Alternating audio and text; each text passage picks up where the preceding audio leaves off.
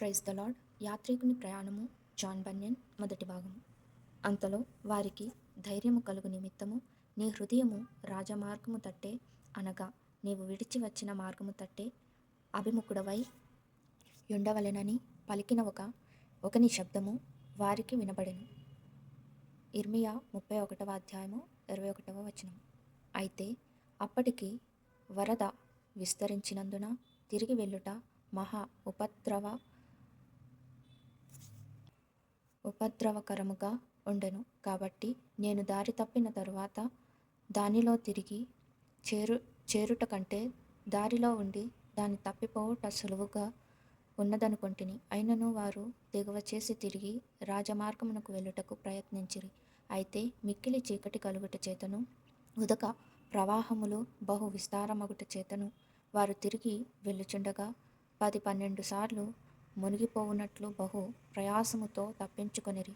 అయితే వారు తమ చేతనైనంత మట్టుకు ప్రయత్నము చేసినప్పటికీ వారు ఆ రాత్రి తిరిగి దారి మెట్లకు చేరలేకపోయిరి. కాబట్టి తుదకు వారు కొంచెము మరుగున చేరి తెల్లవారు వరకు కూర్చుండిరి. అక్కడ వారు అలసట చెంది నిద్రించిరి.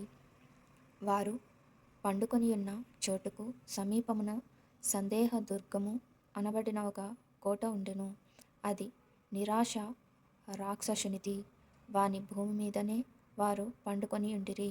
కాబట్టి వాడు వేకువనే లేచి తన పొలములలో ఇటు అటు తిరుగులాడుచు తన భూమి మీద క్రైస్తవుడును నిరీక్షణ చితుడును పండుకొని నిద్రించుట చూచి భీకరమైన ముష్కర శబ్దముతో వారిని లేపి, మీరు ఎక్కడ నుండి వచ్చితిరి?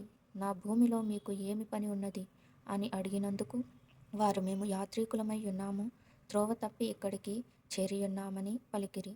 అందుకు ఆ రాక్షసుడు, మీరు నా భూమిని త్రొక్కుచు నా పొలములో పండుకొనుచు ఉండుట వలన ఈ రాత్రి నాకు విరోధముగా తప్పిదము చేసియున్నారు గనుక మీరు నాతో కూడా రావలెనని చెప్పెను.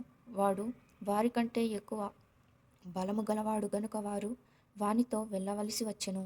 మరియు వారు తప్పిదము చేసిన సంగతి వారికి తెలిసినందున వారు విస్తరించి మాటలాడలేకపోయిరి.